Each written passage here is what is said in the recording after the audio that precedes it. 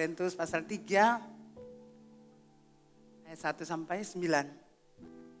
Demikian bunyi firman Tuhan. Dan aku saudara-saudara pada waktu itu tidak dapat berbicara dengan kamu seperti dengan manusia rohani, tetapi hanya dengan manusia duniawi yang belum dewasa dalam Kristus. Susulah yang kuberikan kepadamu, bukanlah makanan keras, sebab kamu belum dapat menerimanya. Dan sekarang pun kamu belum dapat menerimanya. Karena kamu masih manusia duniawi. Sebab jika di antara kamu ada iri hati dan perselisihan, bukankah hal itu menunjukkan bahwa kamu manusia duniawi dan bahwa kami hidup secara manusiawi?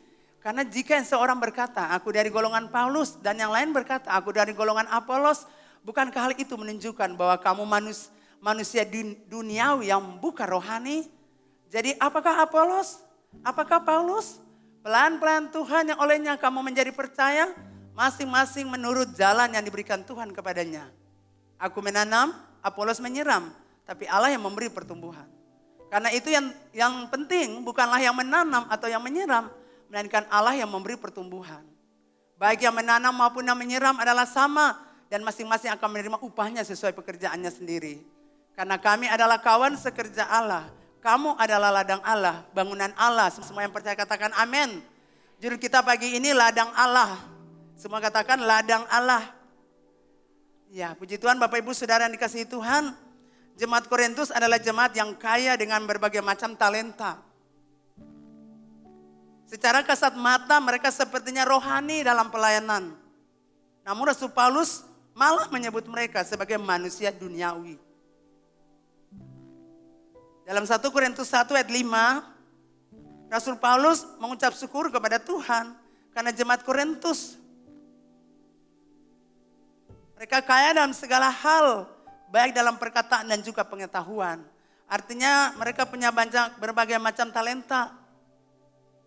Mereka juga kaya dalam segala hal, dalam perkataan-perkataan mereka dan juga dalam pengetahuan. Mereka kaya saudara. Mereka tidak kekurangan dalam satu karunia pun. Itu artinya mereka memiliki semua karunia. Namun mereka tidak dewasa secara rohani. Ini yang sangat menentukan saudara. Banyak orang punya macam talenta, berbagai macam talenta, pintar dalam berbicara, fasih dalam berbicara, punya pengetahuan. Tapi mereka tidak dewasa secara rohani. Nah jika ditinjau dari segi waktu, mereka sudah layak menjadi pengajar, layak menjadi pendidik, layak untuk menjadi pembimbing rohani Bapak Ibu Saudara. Tapi yang terjadi adalah mereka tidak menghasilkan buah. Jadi banyak orang melayani, punya banyak talenta, pintar, pandai, tapi tidak ada buah yang dihasilkan. Sebagai misionaris, Paulus mendirikan jemaat di Korintus pada perjalanan misinya yang kedua. Jadi Rasul Paulus mendirikan gereja yang ada di Korintus. Surat pertama Korintus ditulis oleh Rasul Paulus pada saat ia berada di Efesus pada tahun 55 Masehi. Jadi dari Korintus dia pergi ke Efesus. Tinggalkan pelayanan yang ada di sana dan nanti disambung oleh teman sekerjanya yaitu Apolos tadi kita baca. Surat ini dilatar belakangi oleh adanya permasalahan terjadi dalam jemaat Korintus. Kita lihat pasal 3 ayat 1 sampai 9 tadi kita baca. Ada masalah yang terjadi dalam jemaat ini sehingga Rasul Paulus yang mendirikan gereja ini harus menulis surat kepada mereka. Yang saat itu ditangani oleh Apolos. Jadi masalahnya apa Bapak Ibu Saudara? Adanya perselisihan di antara mereka. Adanya iri hati di antara mereka. Perselisihan itu adalah pertentangan saudara. Yang timbul dalam seseorang dengan orang lain. Itu perselisihan. Timbul pertentangan dalam diri orang itu kepada orang lain. Dalam bahasa aslinya perselisihan itu percecokan. Percekcokan. Cekcok. Dan juga persaingan. Jadi dalam jemaat ini sudah melayani Tuhan. Sudah banyak talenta, punya banyak karunia, pintar. Tapi saudara terjadi perselisihan. Muncul pertentangan dalam hati, timbul dalam hati. Tidak nyaman dengan orang lain. Terjadi percekcokan, selalu cekcok, selalu bersaing. Maka Paulus secara terang-terangan mengatakan kepada jemaat Korintus, kamu itu manusia duniawi. Kamu sudah bertumbuh lama, punya banyak semua, tapi kamu itu manusia duniawi. Kamu adalah orang-orang kudus yang sudah dikuduskan oleh Allah, Tapi sikap kamu tidak menerima, sikap kamu itu tidak mencerminkan orang kudus. Kamu sudah ditebus, kamu sudah dikuduskan. Tapi sikap kamu, cara hidup kamu, perilaku kamu tidak sesuai dengan firman Tuhan. Kamu bilang kamu orang kudus, tetapi pribadi-pribadimu itu adalah duniawi. Kamu bilang kamu anak Tuhan, kamu melayani di gereja, tapi kamu itu manusia duniawi. Itu yang Rasul Paulus bilang, saudara. Jadi saudara lihat, itu seorang pemimpin yang baik. Selalu kata-kata yang dikeluarkan tegas. Jadi kalau kami bicara tegas untuk Anda, itu karena dosa ada di dalamnya. Katakan amin. Untuk sebuah kesalahan, dosa, harus dikatakan seperti, kamu itu manusia duniawi. Kamu bukan rohani. Kamu bilang kamu rohani. Kamu bilang kamu melayani Tuhan. Kamu bilang kamu pintar. Kamu bilang kamu cerdas. Tapi kamu itu manusia duniawi. Kamu tidak rohani. Kamu selalu mau bersaing dengan orang lain. Kamu selalu mau cekcok. Kamu selalu iri hati. Itu yang Paulus bilang bagi mereka. Amin Bapak Ibu. Bapak Ibu saudara, setelah mendirikan jemaat di Korintus, Paulus pergi ke Efesus, tadi saya sudah bilang, untuk melanjutkan pelayanannya. Dan ia berharap akan mendengar kabar bahwa jemaat Korintus itu semakin bertumbuh. Artinya sebagai seorang pendiri gereja, ketika dia melanjutkan pelayanan misinya ke Efesus, dan gereja itu ditangani oleh Apolos, dia berharap, dia rindu untuk mendengar kabar. Amin. Bagaimana jemaat Korintus itu bertumbuh keseng. Waktu saya ada mereka bertumbuh, saya sudah pergi mereka bertumbuh atau tidak. Itu seorang pemimpin yang baik saudara, dia harus mengetahui jemaatnya itu berhasil atau tidak. Jemaatnya itu sukses atau tidak. Jemaatnya itu bertumbuh dalam Tuhan atau tidak. Jadi saya berdiri sebagai gembala saudara. Dan saya akan lihat Anda berhasil atau tidak dalam hal rohani. Itu tanggung jawab saya. Amin Bapak Ibu. Yang saudara bilang, mama campur-campur urusan saya. Saya sebagai gembala buat saudara. Melanjutkan pelayanan ini. Saya harus bertanggung jawab buat saudara. Pengajaran-pengajaran diberikan itu Anda bisa terima atau tidak. Anda bikin akal atau tidak. Itu tanggung jawab sebagai gembala. Sebagai seorang pemimpin yang baik. Amin Bapak Ibu. Kalau saudara buat dosa, saudara hidup kacau balau, peduli amat. Saya sudah kasih firman Tuhan untuk Anda. Tinggal Anda yang melakukannya. Mau lakukan tidak, bukan urusan saya. Tapi saya sebagai gembala harus tahu pertumbuhan rohani Anda. Sampai di mana Anda punya perkembangan rohani. Itulah sebabnya saya senang dengan gembala komsel. Yang selalu datang berbicara, mama di komsel saya begini, di komsel saya begini. Itu yang mendorong saya saudara. Ada yang tidak membicarakan tentang domba-domba dalam komselnya pimpin. Tapi ada beberapa yang selalu ngomong, mama di komsel kami begini, mama di komsel kami begini. Itu menggairahkan saya. Itu membuat saya semangat saudara. Amin. Saya tidak tahu kalau Anda diam-diam, saya tidak tahu ada apa dengan Anda. Ada apa dengan cinta. Karena saya harus mendengar kemajuan Anda dalam hal rohani. Supaya apa yang kami doakan, apa yang kami ajarkan itu tidak sia-sia. Saudara, seorang pemimpin itu rindu anak-anak rohaninya itu maju, berkembang. Dari segi rohani dia berhasil. Dari segi rohani itu dia bertumbuh. Sehingga nanti di dunia sekuler dia berhasil dan sukses. Itu kebanggaan seorang pemimpin. Itu Bapak Ibu. Tapi Bapak Ibu saudara bayangkan Paulus dengar. Waktu di Efesus, waktu Paulus dengar mereka tidak bertumbuh secara rohani. Saudara bayangkan Paulus itu kecewa banget. Sangat kecewa dia. Dia berpikir saya sudah pergi, saya sudah tanam benih firman. Kenapa kamu tidak bertumbuh? Dulu kamu bertumbuh, kenapa sekarang tidak bertumbuh? Amin Bapak Ibu. Itu sebabnya kekecewaannya ditujukan dengan jelas melalui suratnya. Ia berkata, kamu adalah manusia duniawi. Saya mau ingatkan Anda yang ada di komsel-komsel. Kalau pemimpin Anda seperti ini, Anda harus pemimpin begini boleh beta suka. Karena dia perhatikan saya.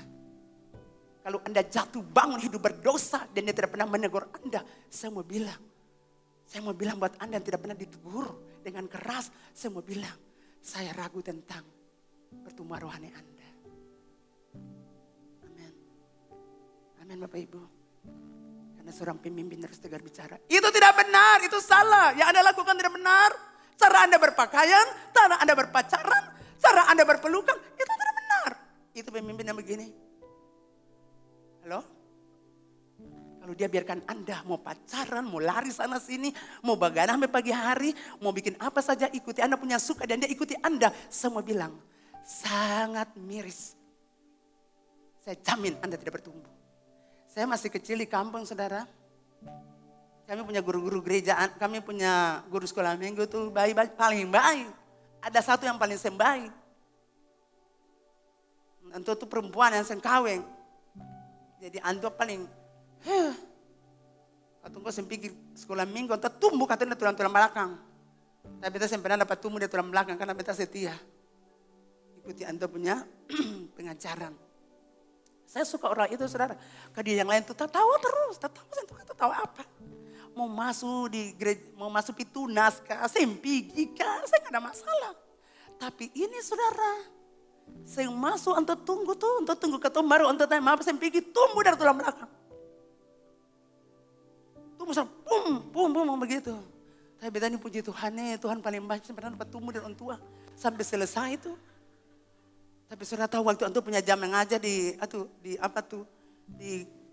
Tunas tuh. Saudara tahu di ketemu rumah tuh beta pun kakaknya majelis jadi buku-buku rohani banyak, Alkitab jadi beta sudah tahu mau baca di mana beta dulu baca akan ulang saudara.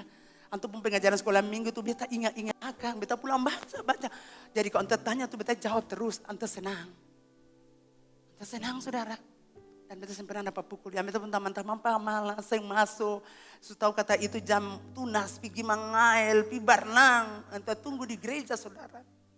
Biar minggu ini saya masuk, minggu berikut masuk, anto tunggu dia palung kupar pukul kata. Jadi Bapak Ibu Saudara yang kekasih, Paulus itu kecewa sekali. Makanya bilang, kamu adalah manusia duniawi. Maksud Rasul Paulus, dalam kamu itu hidup dalam daging. Dalam kehidupan berdosa. Kamu dulu kan begitu. Sekarang ini seharusnya kamu sudah bertumbuh dan memberi buah. Harus bilang dulu kamu orang tuh begini tuh. Lalu kenapa saya bertumbuh lagi? Kamu dulu hidup dalam daging. Kamu hidup berdosa. Sekarang ini seharusnya kamu tuh bertumbuh memberi buah supaya orang lihat. Orang lihat apa yang Anda hasilkan itu buah yang terbaik. Sehingga orang datang kepada Tuhan. Tapi kasihan kamu bisa pernah berbuah. Orang mau pergi gereja, kamu tidak pernah berbuah. Jadi Paulus itu sangat marah saudara kalau saya ikuti ini nih. Kalau kita bilang akan jamaat hidup Ambon. Jamaat hidup Ambon kamu itu manusia duniawi. Kamu tidak rohani. Maka saya percaya Anda akan kasihnya di Facebook. Tapi saya percaya tidak ada amin. Karena semua mengasihi saya amin. Jangan lain di mulut lain di hati amin. Kan lagu juga ada bilang. Oke. Saya tahu akan langsung lupa lagu itu Bapak Ibu. Jadi Bapak Ibu Saudara. Paulus berkata kepada mereka, kamu terus menikmati susu. Padahal sudah waktunya kamu melatih diri dengan makanan-makanan yang keras. Kau mau susu saja. Sudah waktunya kamu mengalami perubahan hidup sebagai seorang anak Tuhan. Tapi kamu menolak, kamu tidak mau didisiplinkan. Kamu tidak mau ditegur, kamu tidak mau dinasihati. Kamu tidak mau menerima kalau kamu buat salah. Kamu tidak mau menerima hal itu. Sudah waktu kamu berubah. Dari kehidupan berdosa kepada kehidupan yang baik. Supaya orang menikmati kebaikan yang kamu munculkan. Buah-buah yang kamu munculkan. Tapi itu kamu menolak. Karena kamu mau cuma susu saja. Kalau tidak ada susu tidak. Nah Bapak Ibu Saudara, apa itu manusia duniawi? Manusia duniawi adalah manusia dalam sifat dan pemikiran. Tidak tersentuh, tidak terdidik oleh roh Allah. Jadi dia masih berada dalam kuasa dosa. Manusia duniawi itu dikuasai dosa, Bapak Ibu Saudara. Pemikirannya, sifatnya tidak tersentuh oleh roh Allah, oleh Roh Kudus. Dia tidak terdidik. Dia masih hidup berdosa dalam kuasa. Dia masih hidup berdosa karena dia berada di bawah kuasa dosa. Nah, manusia duniawi tidak memiliki pengenalan yang benar akan Tuhan dan jalan-jalan Tuhan. Manusia duniawi tidak mengenal firman Tuhan dengan baik. Tidak mengenal jalan-jalan Tuhan yang baik. Mereka tidak memiliki pengenalan yang benar akan Tuhan. Cuma tahu orang Kristen saja, tapi tidak tahu ada aturan-aturan, ada firman Tuhan, ada Firman Tuhan yang mengatur hidupnya. Hidup mereka diperbudak oleh kedagingannya dan hawa nafsunya. Karena mereka berada di bawah kuasa si jahat. Itu manusia duniawi. Makanya Paulus bilang untuk mereka ada tulis surat itu. Kamu itu manusia duniawi. Lah katanya kamu rohani. Tapi kamu hidup berselisih terus, cekcok terus, bersaing terus dalam gereja. Kehidupan manusia duniawi dikendalikan oleh ego. Ego duduk di hatinya dan mengendalikan seluruh kehidupan orang ini. Itulah kehidupan manusia duniawi. Ada ego di hatinya. Jadi kalau nasihati dia akan marah. Ada ego di hatinya. Jadi kalau kita bicara dia punya kesalahan, dia akan menentang kita. Dia merasa bahwa dia terusik. Tapi beda dengan manusia rohani Bapak Ibu. Mereka memiliki pikiran Kristus. Katakan amin.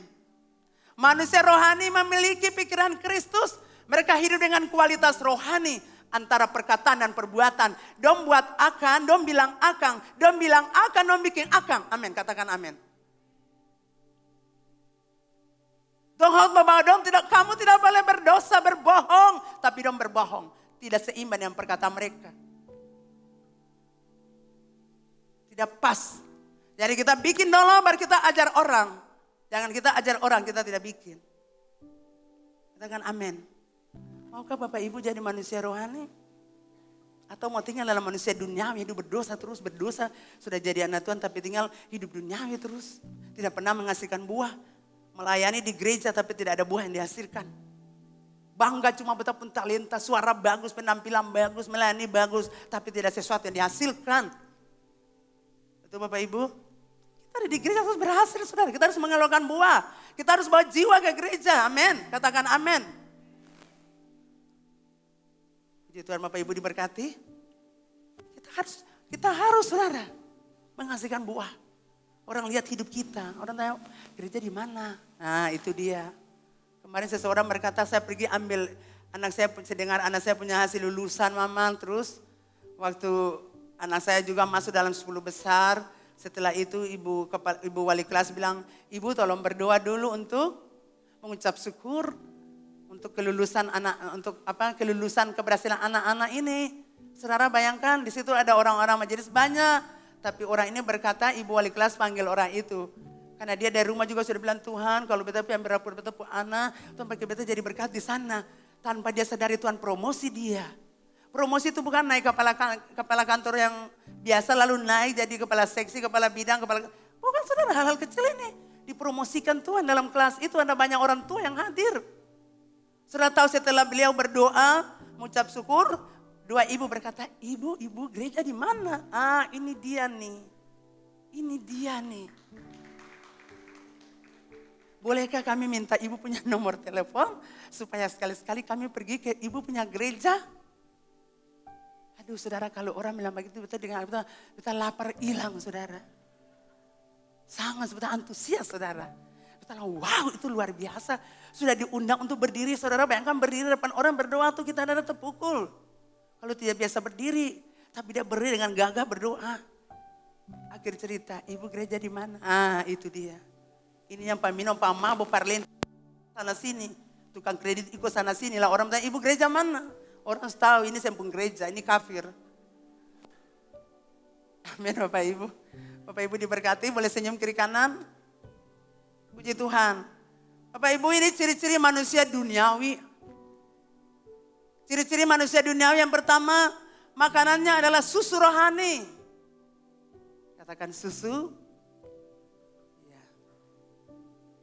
Jadi manusia duniawi punya ciri-ciri itu pertama, makanannya adalah susu rohani.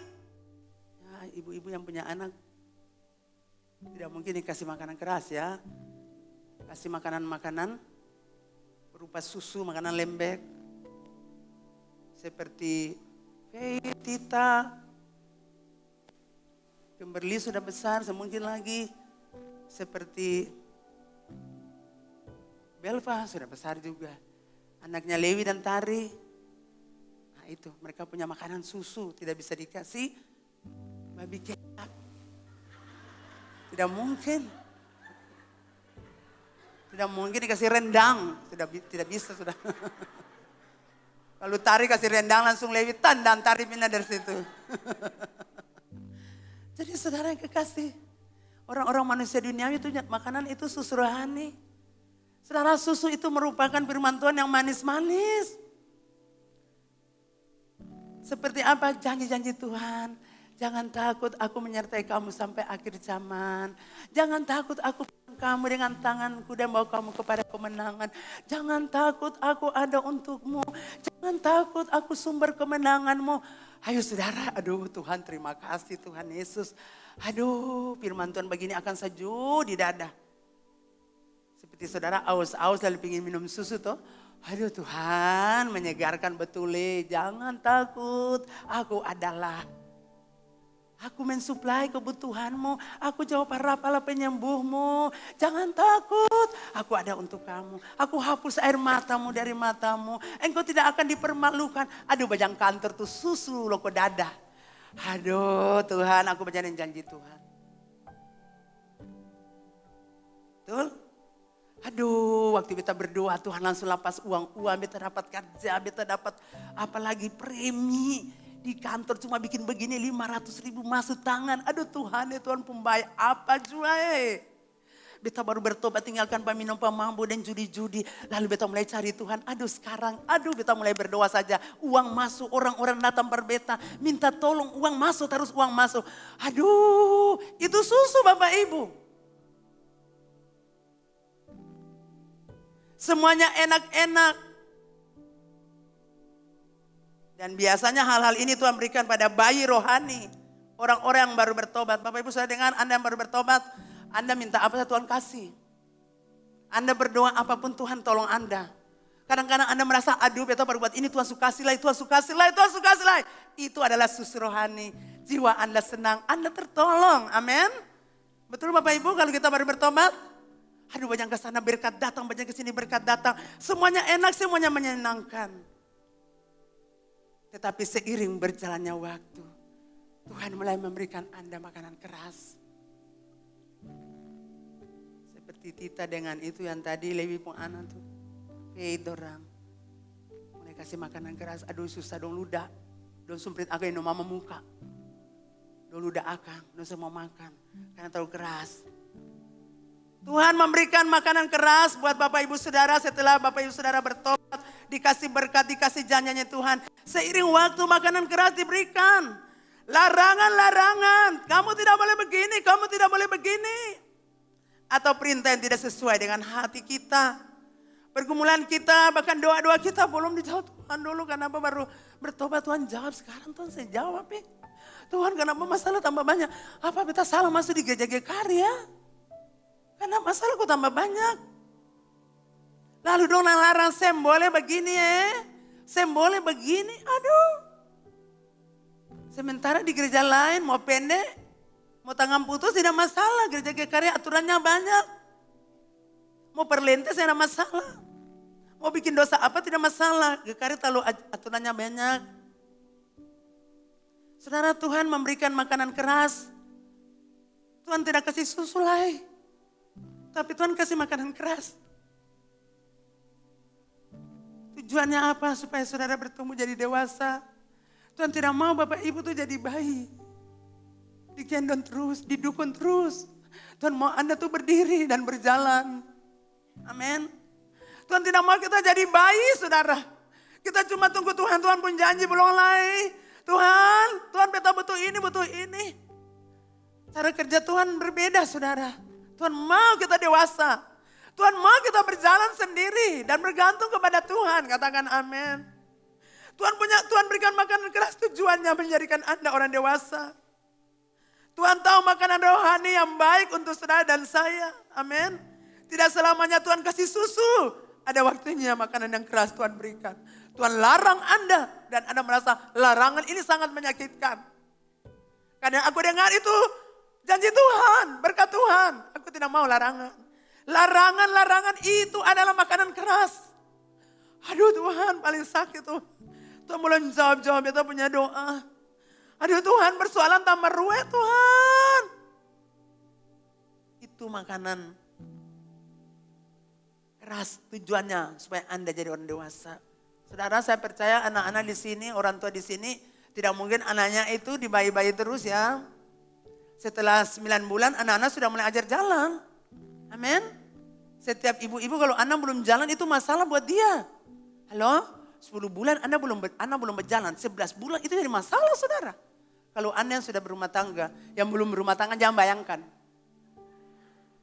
Itu masalah buat ibunya.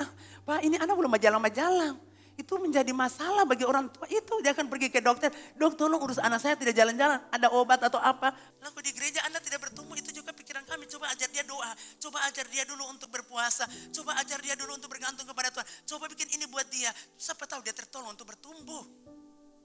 Amin Bapak Ibu. Jadi kadang-kadang kami kasih cara Anda. Coba doa puasa ya. Doa puasa dulu. Matikan keinginan-keinginan daging. Coba Anda mulai pagi-pagi bangun mesbah. Coba Anda mulai di kantor itu jangan kompromi dengan orang-orang. Itu makanan-makanan keras. Tujuannya Tuhan mau Anda dewasa. Katakan dewasa. Tidak mungkin Anda baik kasih do terus. Amin. Masa Anda sudah besar seperti Helmi dikasih do? Seperti saya Helmi tidak akan pernah mau. Yang sudah seperti Bapak Peggy dikasih do kan aneh saudara. Halo? Coba Bapak Ibu saudara bayangkan Bapak Peggy pakai dot di mulut kalau datang mau main di atas sini sambil dot di mulut main-main. Seperti itu saudara. Maaf ya Bapak Peggy cuma contoh. Jadi Bapak Ibu saudara Tuhan mau kita dewasa. Tuhan mau kita bergantung kepada Tuhan. Makanan keras awalnya kita memang sakit tapi coba lihat lama-lama anak-anak kita makan bukan? Begitu juga dengan kita. Tuhan kasih masalah datang Anda mulai aduh Tuhan kita mau mati. Tidak. Tuhan lagi ajar Bapak Ibu. 2, ciri-ciri manusia duniawi. Jadi saya harap Anda tidak minum susu lagi. Tapi makan makanan keras. 2, iri hati. Ini orang-orang manusia duniawi suka iri hati. Yang tahu iri hati itu Anda dan Tuhan. Jadi kalau Bapak Ibu saudara gereja ini ada iri hati dengar. Anda itu manusia duniawi. Yang ketiga perselisihan. Ciri-ciri manusia duniawi itu suka berselisih, suka bersaing, suka cekcok, suka bikin masalah, suka bikin pertentangan. Dalam komunitasnya, dalam komunitas komsel mungkin, dia suka bikin masalah, suka bersaing. Dia suka cekcok, dia bikin masalah, dia menjelekan orang lain. Ini perselisihan saudara. Dalam komunitasnya dia menjelekan orang, dia menjatuhkan orang. Ini perselisihan, ini ciri-ciri manusia duniawi. Yang keempat adanya pengelompokan. Ini ciri-ciri manusia duniawi. Adanya pengelompokan. Kita bisa lihat itu dari 1 Korintus 1 ayat 12. Yang aku maksudkan ialah bahwa kamu masing-masing berkata, aku dari golongan Paulus, atau aku dari golongan Apolos, atau aku dari golongan Kefas, atau aku dari golongan Kristus. 1 Korintus 3 ayat 4. Karena jika yang seorang berkata aku dari golongan Paulus dan lain berkata aku dari golongan Apolos, bukankah hal itu menunjukkan bahwa kamu manusia duniawi? Amin. Kamu bukan rohani. Kalau kamu mengelompokkan, aku dari golongan ini, yang sana aku dari golongan ini, aku dari golongan ini, aku dari golongan ini, kamu itu manusia duniawi. Itu yang Paulus bilang. Amin Bapak Ibu. Baik golongan ini itu membawa kekacauan dalam gereja. Membawa perpecahan dalam gereja. Katakan perpecahan. Karena masing-masing membanggakan diri saya dari golongan ini. Saudara mengapa sampai hal ini terjadi? Hal ini dilatar belakangi oleh pengaruh filsafat yang kuat pada masa itu. Di mana orang lebih condong kepada kata-kata hikmat yang disampaikan oleh orang-orang berhikmat. Dan menjadi pengikut atau penganut ajaran tersebut. Jadi ini latar belakang yang terjadi pada zaman di mana jemaat Korintus itu lagi berkembang.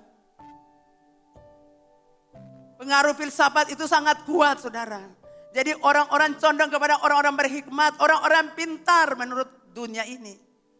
Lalu mereka ikuti mereka. Dan dengan bangga kami dari golongan ini. Mereka mengelompokkan diri sesuai dengan pemimpin yang mereka suka. Dan kemudian mereka saling membanggakan pemimpin-pemimpin tersebut. Muncul kesombongan di antara golongan-golongan tersebut sesuai dengan kelebihan para pemimpin mereka. Lalu mereka menamakan diri mereka sesuai dengan pemimpin yang mereka sukai. Sama dengan orang mau caleg-caleg begitu saudara. Pilih dia ini mulai bagus. Dia ini lebih bagus lagi. Dia ini pintar, pandai. Itu kurang terlalu bicara. Ini kaya, dia suka murah hati. Dia murah hati, nanti suka kasih uang. Pilih orang ini boleh, dia tenang saja. Tapi dia punya banyak keahlian. Lalu mereka buru-buru. Saya pilih ini, saya pilih ini, saya pilih ini, saya pilih ini. Makanya Bapak Gembala bilang, politik tidak boleh masuk dalam gereja. Kalau ada caleg-caleg, Anda mau pilih siapa, terserah pilih. Tidak boleh ajak orang di gereja, ayo rame-rame pilih orang ini. Ayo rame-rame pilih orang ini. Itu membawa kekacauan. Contoh ini kasus yang terjadi di Korintus. Kehidupan di dunia luar sana dibawa masuk ke gereja. Betul Bapak Ibu? Jadi saya ingatkan Anda sekali, Anda punya saudara mau caleg, mau apa lagi. Anda memilih dia, jangan pengaruhi orang lain untuk memilih dia. Amin. Halo. Bapak Ibu pun saudara ada mau caleg-caleg ke saya. Dia pintar, lalu mulai kasih Rp1.000 pada dia, lalu saya pilih ya. Gitu. Jadi kehidupan ini dibawa masuk ke gereja Korintus, Bapak Ibu Saudara. Sehingga kita baca tadi ada 4 golongan dalam gereja di Korintus. Yang pertama saudara, golongan Paulus. Saudara tahu Paulus itu orang yang pertama, orang yang memulai gereja. Dia yang menabur benih firman Tuhan di Korintus. Dia menabur Injil di Korintus. Dia menabur benih firman Tuhan di Korintus. Dan dia yang mendirikan gereja di sana. Itu gereja Korintus. Itu adalah Paulus yang mendirikannya. Jadi orang-orang bilang, hei aku golongan Paulus. Kami yang pertama mendirikan gereja ini. Kami yang pertama ada bersama-sama dengan Paulus. Kemudian golongan kedua muncul. Kami dari golongan Apolos. Apolos itu fasih berbicara. Ia penuh dengan gairah dalam memberitakan Injil. Kami mengikutinya. Yang lain muncul lagi. Kami golongan Kefas. Murid yang disebut Petrus. Dan dia adalah murid pertama Yesus. Jadi kami ikuti dia. Kami tidak mau ikut Paulus atau Apolos. Kami mau ikuti Kefas. Dia murid pertama Yesus. Berarti dia hebat dong. Dari semua murid yang terpilih kan dia yang awal. Ada kebanggaan tersendiri dari orang-orang ini. Yang berikut muncul, kami dari golongan Kristus. Mereka merasa lebih tinggi dari yang lain. Karena mereka mengikuti Yesus mulai dari Galilea. Mereka sudah mengenal Yesus secara langsung. Sehingga mereka itu minta dihormati. Mereka menganggap mereka lebih penting daripada yang lain. Dan ini yang membuat mereka jadi sombong. Saudara, ini golongan-golongan ini muncul dalam gereja yang ada di Korintus. Makanya tadi kita lihat begitu perselisihan terjadi. Karena masing-masing orang menganggap dirinya lebih. Golongan ini lebih, golongan ini lebih, golongan ini lebih. Itu Bapak Ibu, ini yang bawa kekacauan di gereja. Saudara sama bilang, buat Bapak Ibu saudara GKRI hidup aku. Hal ini tidak boleh terjadi dalam gereja. GKRI ada hidup hamba. Amin Bapak Ibu. Saya golongan ini, saya golongan ini, saya golongan ini, saya golongan ini. Anda itu manusia duniawi. Terjadi pengelompokan, golongan-golongan dalam gereja. Bapak Ibu saudara datang di gereja untuk memuji menyembah Tuhan. Datang di gereja untuk mendengar firman Tuhan. Supaya sepanjang minggu yang Anda lalui, Anda diberkati. Sampai di situ saudara. Jangan datang dan memulai memihak. Saya ini, saya ini, saya itu, saya ini.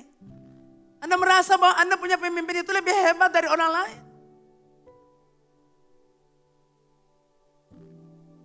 Amin. Mereka itu mengkultuskan pemimpin. Karena menurut mereka, pemimpin mereka memiliki kelebihan. Ini lebih, ini terlalu lebih.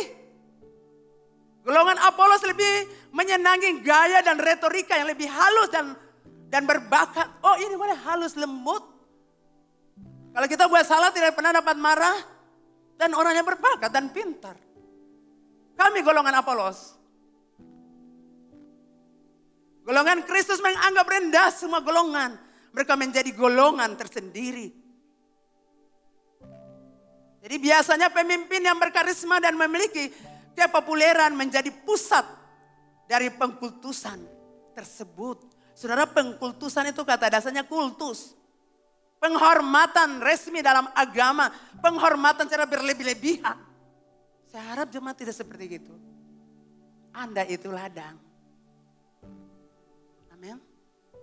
Makanya nanti di belakang dia bilang, jemaat Korintus Anda itu ladang.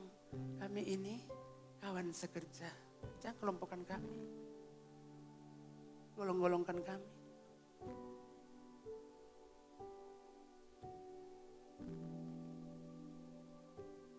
Penghormatan secara berlebihan. Pujian secara berlebihan. Itu benar. Karisma dan kepopuleran seorang pemimpin menjadi penyebab seorang pemimpin diidolakan. Jadi Bapak Ibu Saudara, pada zaman gereja Korintus bertumbuh dan berkembang, terjadi banyak sekali orang-orang mendewakan seseorang yang memiliki kemampuan dan memiliki daya tarik, sehingga Bapak Ibu Saudara tidak mengidolakan seorang hamba Tuhan di gereja ini. Tidak boleh fans dengan satu orang pun di gereja ini, hamba Tuhan. Tidak boleh Anda dijadikan fans untuk orang-orang. Anda tidak boleh, saya fans berat dengan hamba Tuhan ini, saya fans berat dengan hamba Tuhan ini. Itu Anda manusia duniawi, Anda mau perpecahan dan persisian dalam gereja. Anda dengar apa yang mereka sampaikan, Anda lakukan. Tapi Anda tidak boleh buat itu perpecahan. Itu yang Paulus sangat marah. Kamu manusia duniawi, kamu mengelompok-kelompokkan, itu kan di luar gereja orang buat itu. Tapi di gereja aku ajar kamu bertumbuh dalam Kristus. Aku ajar kamu mengenal Kristus. Jangan bawa yang di luar itu masuk di gereja. Kamu karena punya tugas masuk menyembah, memuji Tuhan. Bertumbuh supaya orang-orang penyembah berhala yang ada di Korintus mengenal Tuhan Allah. Supaya gaya hidup mereka demikian diubah. Jangan dibawa di luar, masuk di sini. Itu sebabnya dia kecewa. Sangat kecewa. Kamu manusia duniawi. Ada 3 kali Paulus bilang, kamu manusia duniawi. Kamu golong-golongkan. Kamu cari pemimpin mana yang kamu suka. Dan kamu golong-golongkan kamu dengan mereka. Kamu mendewakan orang-orang itu. Saudara, hamba Tuhan lah hamba Tuhan. Bukan dewa ya, amin. Untuk Anda dewa-dewakan. Saudara tahu kalau Anda fans dengan seseorang, Anda akan kecewa. Tidak perlu Anda fans dengan seseorang hamba Tuhan yang ada di gereja ini, amin. Katakan amin. Karena semua kami punya kekurangan dan kelebihan. Siapapun dia. Kekurangannya ada, tapi kelebihannya ada. Saya bilang untuk anak-anak muda Anda dengar, tidak boleh Anda fans dengan siapapun di gereja ini. Mengidolakan seseorang hamba Tuhan di gereja ini, tidak boleh. Amin. Saya bersyukur buat Tuhan. Tadi pagi waktu saya lanjutkan materi ini, saya duduk, Tuhan terima kasih. Suami saya sudah pergi seperti Paulus. Tapi Tuhan, lanjutkan pelayanan ini melalui saya. Untuk mendirikan, untuk membangun dasar. Suami saya sudah tabur benih. Tinggal saya menabur, membangun ini gereja. Di atas kebenaran firman. Saya tidak perlu rasa sombong. Amin. Suami saya sudah pergi melayani kerendahan hati, selesai. Tidak ada orang puji dia. Penghinaannya lebih banyak dari pujian. Dan saya melanjutkan. Tidak ada yang saya banggakan, saudara. Bahwa saya lebih dari suami saya. Tidak ada, saudara. Saya selalu anggap saya tidak tahu apa-apa. Dan suami saya itu punya banyak kelebihan. Multi talenta. Mau bangga di apa, saudara? Halo? Jangan Anda buat itu dalam gereja. Saya lebih mendewakan orang ini. Saya lebih fans dengan dia. Anda tahu kalau satu saat dia jatuh, Anda kecewa dengan fans Anda. Amin, saudara. Mungkin hari ini dia tolong Anda. Tapi waktu berikut susah, orang lain tolong Anda. Hamba Tuhan itu mungkin tolong Anda hari ini. Anda punya doa dijawab, masalah selesai. Tapi kalau masalah berikut mungkin Tuhan kasih hamba Tuhan lain untuk menolong Anda. Dan berikut lagi Tuhan kasih orang lain lagi menolong Anda. Jadi Anda tidak boleh mendewakan, mengidolakan, fans berat, idol dengan orang pertama buat mujizat. Hei, mujizat terjadi Tuhan Allah yang buat. Bukan hamba Tuhan itu.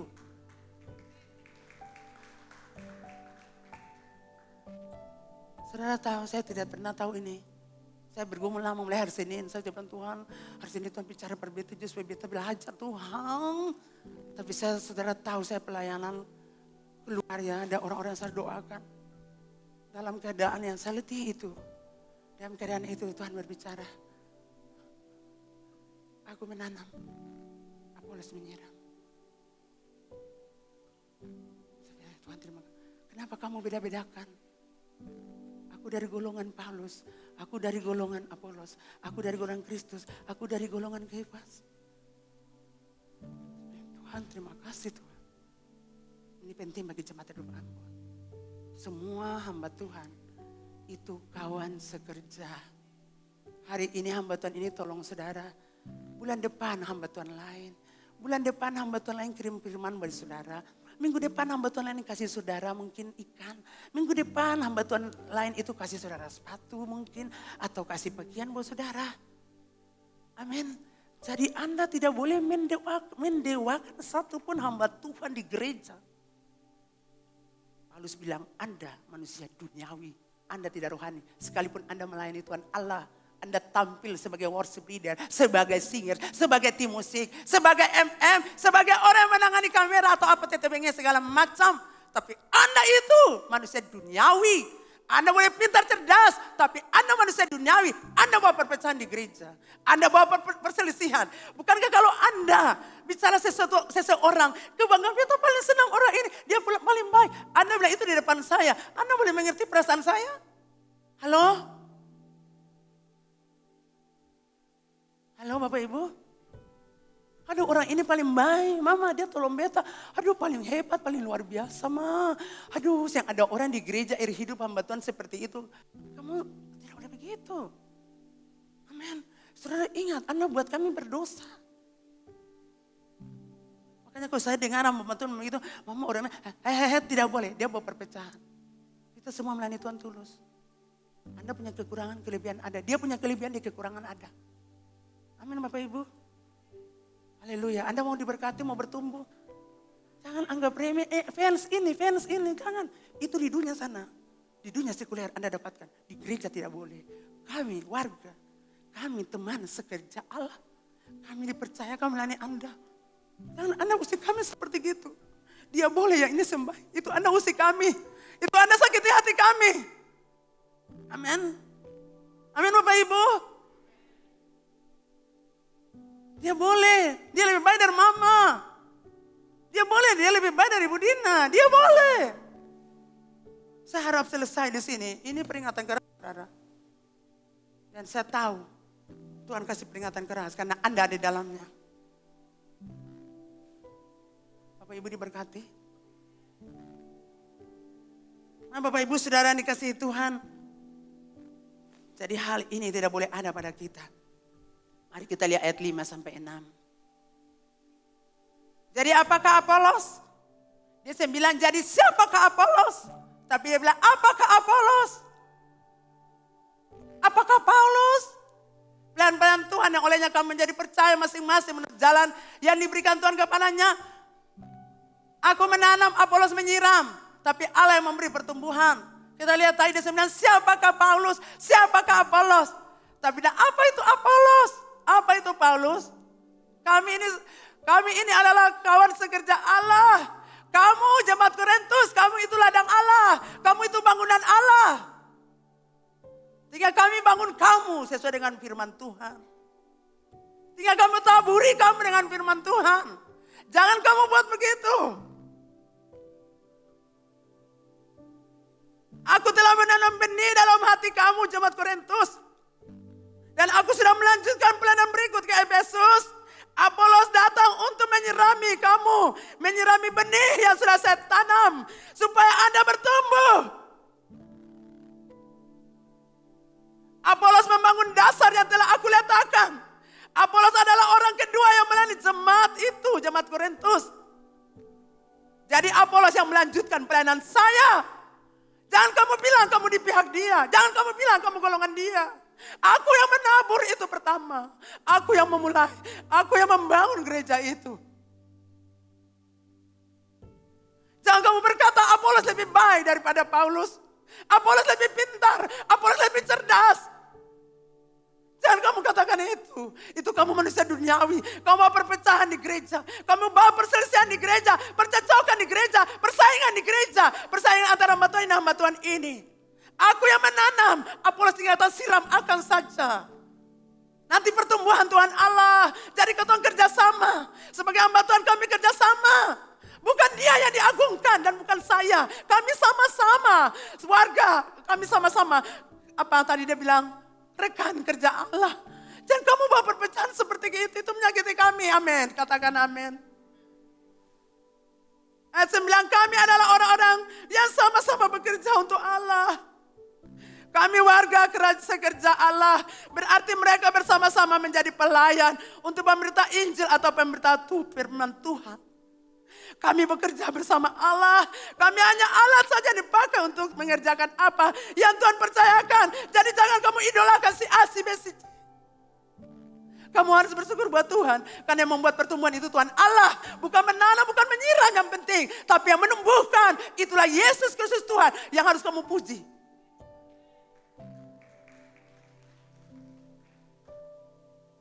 Kalau Anda diberkati buat khotbah kami, puji Tuhan. Cukup sampai situ. Mama boleh khotbah lebih bagus, yang ini sem bagus. Mama khotbah kurang bagus, yang ini boleh. Hamba Tuhan ini boleh bagus, yang ini sem boleh. Itu Anda manusia duniawi. Anda membuat kami sakit. Bapak Ibu diberkati. Kami hanya kawan sekerja Allah. Kami bekerja bersama Allah. Kami ini cuma alat. Yang memberi pertumbuhan itu Allah. Jadi Allah dimuliakan. Jangan kamu seperti begitu. Bapak Ibu diberkati. Kamu adalah ladang Allah. Firman Tuhan terakhir. Karena kamu adalah ladang Allah, bangunan Allah. Jadi kami membangun kamu. Karena kamu bangunan, kamu harus bantu kamu untuk berdiri. Dan kamu itu ladang Allah. Sesuai kita punya tema, judul. Kamu itu ladang Allah. Jemaat Korintus, kamu itu ladang Allah.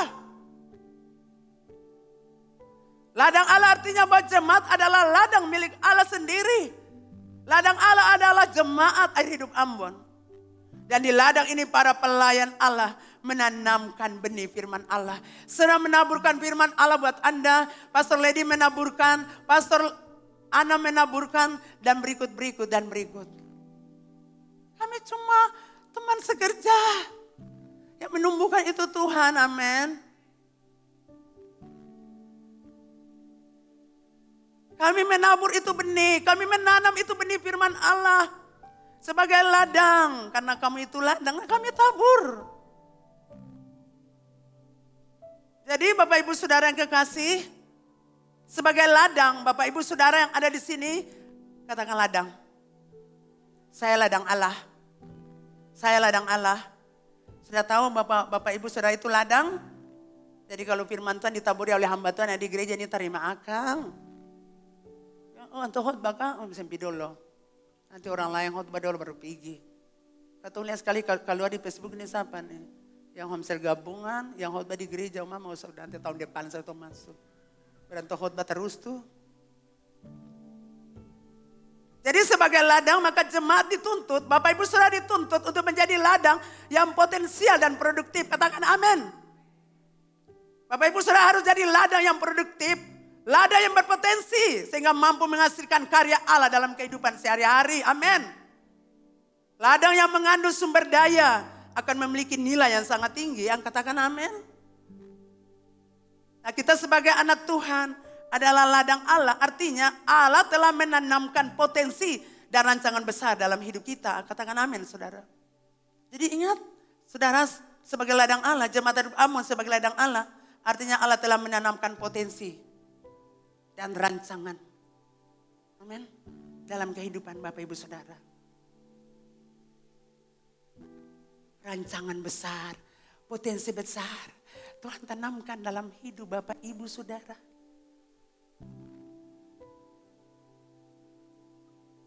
Firman Tuhan ini ingatkan kita bahwa Tuhan telah mengenal kita jauh sebelum kita lahir.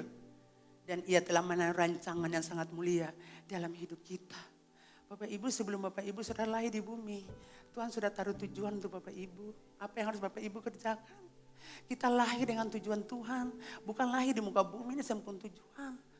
Tuhan kasih kita punya tujuan. Kamu harus kerjakan apa di muka bumi ini? Nah pertanyaannya Bapak Ibu sudah di tanah yang ladang yang subur keseng, potensi keseng. Ladang yang produktif keseng, ladang suka kering. Jadi sebelum saudara dan saya lahir, Bapak Ibu Saudara lahir, Tuhan telah menaruh rancangan yang mulia dalam hidup kita. Katakan rancangan. Rancangan yang mulia. Tuhan telah menaruh benih-benih potensi yang luar biasa agar kita mengenapi rancangannya bersama dengan kelahiran kita. Saudara, saya ulangi lagi, Tuhan telah menaruh benih-benih potensi yang luar biasa agar kita menggenapi rancangan Tuhan bersama dengan kelahiran kita. Jadi karena kita lahir dengan tujuan Tuhan yang mulia, kita berpotensi, saudara. Amin. Kita produktif, saudara. Dan kita akan menggenapi rancangan Tuhan itu sesuai dengan kelahiran kita. Amin. Bapak Ibu diberkati. Kalau diberkati bilang kiri kanan, beta diberkati. Saudara seperti tidak makan pagi ya. Coba antusias, saya diberkati. Anak muda, saya diberkati.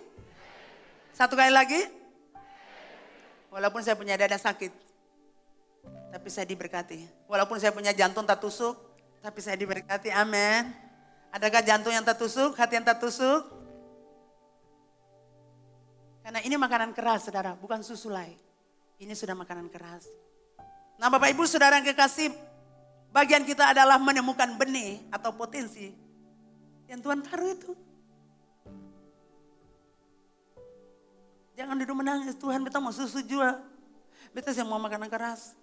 Anda bangkit berdiri, lah terima makanan keras. Supaya tahu ada benih yang Tuhan taruh, potensi besar yang Tuhan taruh. Setelah saudara melewati proses itu, baru saudara sadar, oh ternyata Tuhan tuh bikin beta begini, tinggalkan hal ini nih. Hidup berdosa ini supaya beta mau dapat sesuatu yang besar. Biasanya ketong selalu mengeluh, tapi waktu Tuhan taruh ketong jadi malu. Saudara pernah malu sama Tuhan? Bersungut, pas kulkas masuk. Tuhan beta minta ampun juga. Bersungut. Pas kenaikan pangkat, Tuhan Yesus beta minta ampun juga. Kita jadi malu sama Tuhan, amin. Saya percaya di sini banyak, cuma saya mau bilang, betul? Kita selalu kecewa dengan Tuhan, saya mau pergi gereja. Nah, Tuhan saya mau pergi gereja. Pergi dulu saudara, ingat ada potensi besar dalam diri Anda. Tuhan tidak jadikan Anda orang biasa, Anda itu lahir dengan benih kedahsyatan. Anda lahir dengan benih kemenangan. Untuk menjadikan Anda orang besar, orang terhormat, ternama dan terpuji. Amin Bapak Peri Matuku. Siap untuk dipromosi. Tidak ada amin? Bapak Peri amin? Bu Ed amin? Ya. Saudara pikir, Tuhan mau promosi kita di mana? Tado saja, kan yang kendalikan dunia ini Tuhan Allah. Amin. Kantor-kantor saudara pun kepala, kasih saudara saya naik tinggal, tunggu saja satu kejadian Anda naik lebih dari dia. Tuhan bilang saya pindah sana saya kejahatan, beta pun anak akan naik duduk di situ. Amin. Amin. Menjadi masalah waktu pemimpin bikin tuh Anda menangis bersumpah kutuk, anto keseng. Kalau sumpah kutuk memaki anto lah susah. Jadi sekarang mulai minta ampun, amin. Tuhan beta salah, beta minta ampun Tuhan. Semua orang tua, saudara siap untuk terima potensi besar. Saudara siap untuk menerima promosi dari Tuhan. Karena Anda lahir dengan potensi yang besar. Rancangan Tuhan yang besar. Untuk menjadikan Anda orang besar di muka bumi. Orang terhormat. Terpuji, ternama. Karena itu janji Tuhan buat kita saudara. Tuhan buat nama kita masyhur. Tuhan berkati kita untuk jadi berkat bagi banyak orang. Kita kaya tapi nama juga kita terhormat. Kita punya nama termasyhur, amin. Suatu saat kita kaget, Yola Korianos jadi kepala sekolah ya. Marcelita Lulus jadi kepala rumah sakit. Otokui ke? Sebelah mama nih otak Anda, saya punya otak tuh. Kita tidak tahu saudara ke depan, karena Tuhan kendalikan dunia. Kaget-kaget Tuhan tuh sudah jadi kepala di sana di rumah sakit Bayangkara. Sudah teman yang mesin beragai, Tuhan saya tahu saudara. Tuhan promosi orang tuh beda-beda, amin. Nah hati-hati supaya ladang Anda tidak kering dan tandus. Karena kehilangan sumber air yang menyegarkan dan menghidupkan, itulah firman Tuhan. Bapak Ibu coba sekarang sadar. Pikirkan beta punya ladang ini, beta punya hidup ini akan kering ke tandus. Kalau kering dan tandus, maka saya mau katakan Anda harus kembali. Karena Anda telah mengalami kehilangan Tuhan dalam hidup Anda. Anda harus kembali. Anda harus kembali kepada firman Tuhan. Anda kembali ke gereja. Anda kembali bersekutu dengan Tuhan. Anda kembali ke komunitas Anda. Anda kembali kepada pelayanan Anda. Katakan amin. Kalau ladang Anda kering, tandus, tidak ada sesuatu yang dihasilkan. Ketika ladang Anda itu kering dan tandus, Anda tidak punya semangat, betul? Betul ke saya? Coba Anda lihat orang-orang punya raut wajah. Saya percaya yang orang-orang yang supernatural akan tahu orang ini punya dia kering betul. Dia tandus, muka kering, muka tandus. Nah, maka kita lihat tidak punya semangat, tidak punya gairah, tidak ada target dan sasaran yang diperjuangkan, tidak ada visi dan arah di masa depan. Hidupnya terasa hambar. Relasi dan komunikasi jatuh pada formalitas, cuma formalitas saja basa-basi. Komunikasi itu cuma basa-basi saja, formalitas. Padahal dia ada kering. Dinamika hidup sekedar rutinitas yang menjenuhkan. Inisiatif dan kreativitas semakin layu dan mati. Ladang Allah menjadi kering, miris bukan? Betul Bapak Ibu? Kalau ladang Anda itu kering, Anda itu layu. Katakan layu. Anda itu layu, katakan layu. Anda itu kering. Anda itu tandus dan siap untuk mati. Mati secara rohani. Lalu kalau Anda ada melayani di gereja, lalu kenapa Anda jadi kering? Halo? Saya harap Bapak Ibu Saudara renungkan. Beta ini kering kah? Beta ini tandus kah? Saudara harus perbaiki hidup saudara. Kamu itu ladang Allah. Tempat benih-benih firman dijatuhkan. Tempat benih-benih firman dilepaskan. Jangan sampai Anda tidak bisa menerima khotbah yang disampaikan. Karena Anda punya hati lagi iri. Anda punya hati lagi sakit hati. Anda punya hati lagi benci orang. Anda punya hati lagi tidak suka orang. Sehingga benih-benih itu tidak jatuh di tanah Anda. Di hati Anda yang subur. Anda punya ladang itu kering dan tandus. Anda menolak firman Allah yang disampaikan. Anda menolak untuk bertobat. Anda menolak untuk perbaiki diri. Saudara kemarin waktu saya turun seorang anak muda. WA saya, mama kita bisa ketemu dengan mama boleh? Mengapa nyong? Mama kita minta maaf, tadi kita maju ke depan. Mama bilang maju-maju ke depan tapi kita malu. Lalu kita duduk di tempat, kita pikir nanti kalau kita maju, kita jatuh lah. Jadi kita sih mau maju. Kita bilang nyong, kalau hamba Tuhan di depan panggil untuk maju, Ose sapa lai, Ose harus maju. Karena yang berbicara di depan itu hamba Tuhan lagi diurapi. Dia itu mewakili kerajaan Allah, sampaikan firman Allah. Jadi kalau dipanggil Anda harus maju, itu tandanya Anda taat kepada suara Tuhan. Melalui hamba Tuhan yang berkhotbah. Kalau disuruh maju, Anda maju. Saya bilang orang lain yang maju, bisa saja mereka gagal juga. Tapi paling penting mereka sudah taat untuk maju ke depan. Amin, katakan amin. Anda mau maju itu susah amat. Tidak perlu malu saudara, karena kita semua punya masalah persoalan. Kita semua jatuh lagi dalam dosa. Kita semua berdosa lagi. Tapi selama waktu dikasih Tuhan, majulah. Buka hati saudara. Jangan Anda pulang, Anda akan jadi ladang kering. Tandus. Karena firman Allah tidak masuk di hati Anda. Yang lagi kacau, lagi sakit hati, lagi iri hati. Lagi selisih dengan orang, lagi bertengkar dengan orang. Lagi bertengkar dengan orang tua, lagi bertengkar dengan pemimpin Anda. Anda harus buka hati. Jangan jadi ladang kering. Ladang kering tidak menghasilkan apa-apa. Ladang kering tidak menghasilkan Bapak Ibu Saudara. Tanaman, rumput dan pepohonan tidak bisa tumbuh di ladang yang kering. Ladang itu akan menjadi layu kering dan akhirnya mati. Ladang kering tidak dapat menghasilkan sesuatu yang berguna dan bermanfaat. Katakan amin. Kalau Anda kering, Anda tidak bisa menghasilkan apa-apa bagi kerajaan Allah. Kalau hati Anda kering, hidup Anda kering, Anda tidak bisa menghasilkan sesuatu. Orang mungkin melihat Anda baik-baik, tapi tidak. Tuhan melihat Anda dengan cara yang berbeda. Bahwa Anda lagi kering. Nah bagaimana supaya Anda punya ladang itu subur? Sehingga Anda menghasilkan banyak lagi tanaman hijau yang subur. Dan menghasilkan berlimpah-limpah. Ada satu hal yang Anda butuh, firman Allah. Amin Bapak Ibu. Jangan jadi lahan kering, ladang tandus. buka hati per Tuhan Allah. Kalau Anda ada di situ, Tuhan beta mau bertobat, Tuhan beta mau berubah. Tuhan beta harus selesaikan beta persoalan, beta pemimpin. Tuhan beta harus selesaikan beta masalah dengan orang yang ada di gereja. Tuhan beta mau selesaikan, beta mau selesaikan. Itu luar biasa, betul Bapak Ibu Saudara? Berapa banyak orang-orang yang diberkati dengan kemarin itu? Anak-anak datang memeluk ibu-ibu.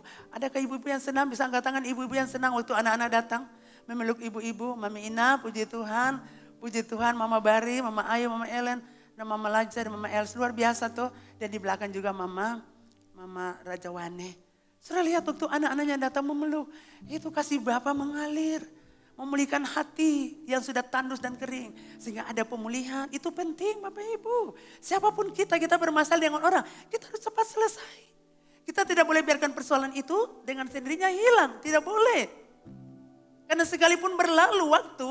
Tetapi itu ada membekas di hati kita. Kita harus selesaikan. Amin. Lalu Bapak Ibu diberkati. Jangan jadi ladang kering.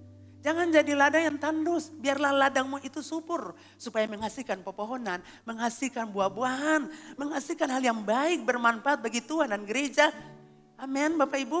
Jangan Anda tidak berbuah. Jangan Anda tidak menghasilkan. Kalau sudah kering dan tandus. Anda tidak berguna lagi bagi Tuhan dan kerajaannya. Amin. Jadi Bapak Ibu Saudara jemaat dari Ambon yang dikasihi Tuhan. Anda adalah ladang Allah. Katakan saya adalah ladang Allah. Saya ladang Allah. Saya sudah dikasih potensi yang besar. Saya sudah kasih benih untuk menang, untuk berhasil, untuk sukses. Amin.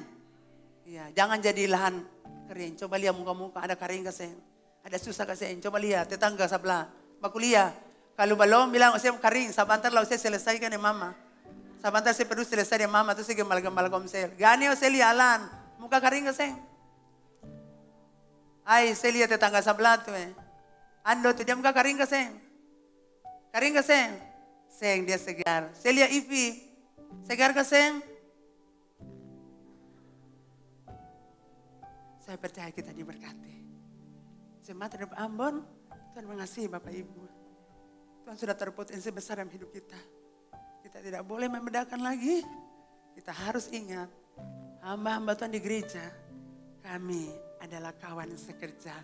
Kami lakukan tugas kami dan nanti Tuhan Allah kasih kami upah. Anda tidak boleh membedakan yang satu dengan yang lain. Itu Anda manusia duniawi dan Anda bawa perpecahan. Anda tidak perlu fans dengan siapapun. Anda belajar terima gembala komsel Anda. Anda belajar terima kekurangannya. Karena walaupun kekurangan ada kelebihan.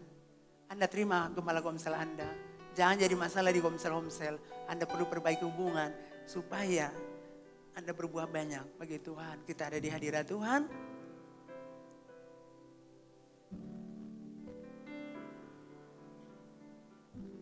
Katakan Tuhan lihat beta. Lihat saya Tuhan.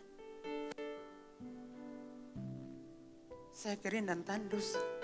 Karena firman Tuhan disampaikan. Saya tidak lakukan. Saya menolak melakukan. Saya tidak mau melakukan. Tapi hari ini saya buka hati saya. Saya mau melakukan.